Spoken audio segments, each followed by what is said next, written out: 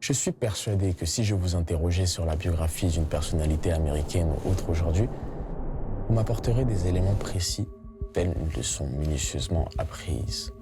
Si je vous parle d'un 50 Cent, un Eminem ou même un Diddy, j'aurais au moins plus d'1 million d'éléments à apporter. Mais si aujourd'hui je vous interrogeais sur une personnalité originaire et représentante de l'Afrique, silence radio. Le cerveau est en bug total.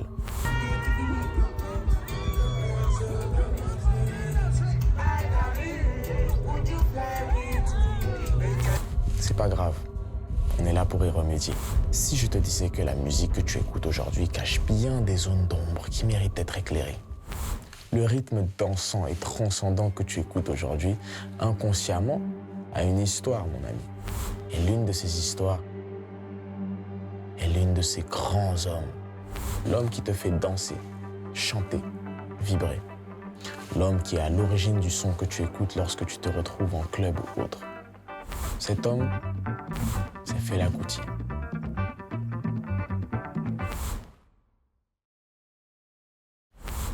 Pour situer tout ça, dirigeons-nous vers les rues de Abeokuta au Nigeria, en 1950. Le jeune Fela Kuti, de son vrai nom Fela Anikulapo Kuti, naît dans une famille pas comme les autres.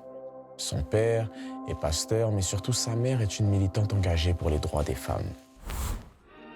Une réunion du bureau exécutif de la Fédération démocratique internationale des femmes s'est tenue à Moscou. Elle était consacrée au 10e anniversaire de la création de la fédération.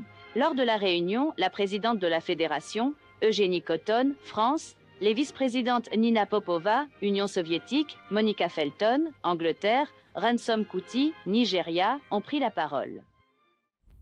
Autant dire que dès le départ, Fela ne grandit pas dans le silence. Très tôt, il est plongé dans la musique. Mais c'est à Londres, dans les années 1960, qu'il va réellement se révéler. En 1958, il intègre le Trinity College of Music. Là-bas, il étudie la musique, mais surtout, il découvre un monde. Le jazz, le high life, et surtout, la conscience. En 1969, un voyage aux États-Unis change tout. Fela y découvre les mouvements noirs américains et rencontre des activistes comme Sandra Smith. C'est un tournant. À son retour au Nigeria au début des années 1970, quelque chose a changé. Fela ne veut plus juste faire de la musique. Il veut dire quelque chose. Et c'est là que naît un style unique. Un mélange explosif de rythmes africains, de jazz, de funk, inspiré de James Brown. Un son qui deviendra légendaire. L'afrobeat. Un son brut, un son politique, mais surtout un son qui dérange. Mais Fela, ce n'est pas juste un artiste, c'est une voix. Dans un Nigeria marqué par les régimes militaires, il dénonce la corruption, les injustices, les violences. Il crée même sa propre communauté, la Kalakuta République en 1970. Un lieu libre, indépendant, presque un État dans l'État. Notre société est sous-développée à cause d'un système étranger à notre peuple aujourd'hui. Alors, il n'y a pas de musique pour le simple plaisir. Il y a la lutte d'un peuple pour son existence. Donc en tant qu'artiste, politiquement et artistiquement, tout ce qui constitue votre environnement, tout ce qui se passe autour de vous doit être représenté dans votre musique, dans vos arts. Quand j'observe les Africains aujourd'hui, quand je nous observe,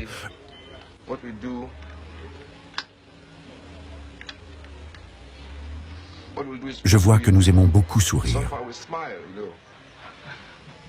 L'homme africain aime beaucoup sourire. Non, non. Peut-être que c'est parce que nous sommes de bonnes personnes. Mais vous voyez, nous ne devons pas sourire dans de mauvaises conditions. Nous ne devons pas, parce que cela mène à l'esclavage.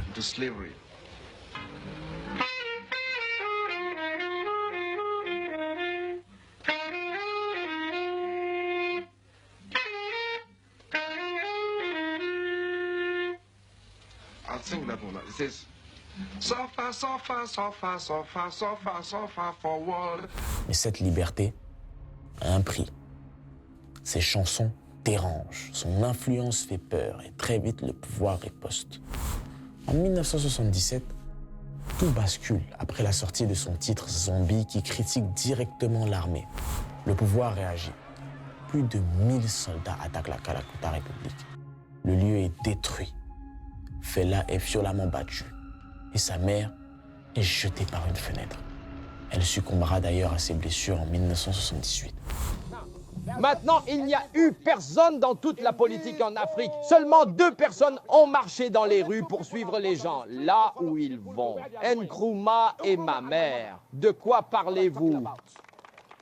Tous ces leaders absurdes que vous avez ici, ils s'assoient dans des voitures. Ce gouvernement a jeté ma mère par la fenêtre, Madame Funmilayo Anikolapo Kuti, qui a versé son sang pour ce pays. Mais Fela ne se tait pas. Au contraire, il transforme la douleur en musique.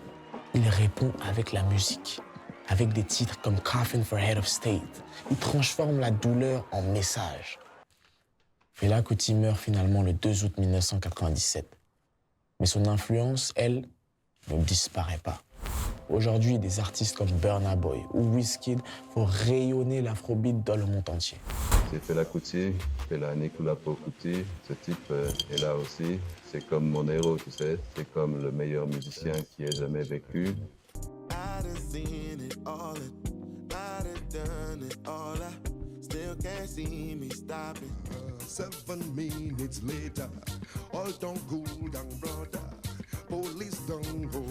Mais derrière ce succès, il y a une origine. Alors la prochaine fois que tu danses sur un de ces morceaux, rappelle-toi de ce que tu écoutes. Ce n'est pas juste de la musique. C'est l'écho d'un peuple. C'est l'histoire d'un continent.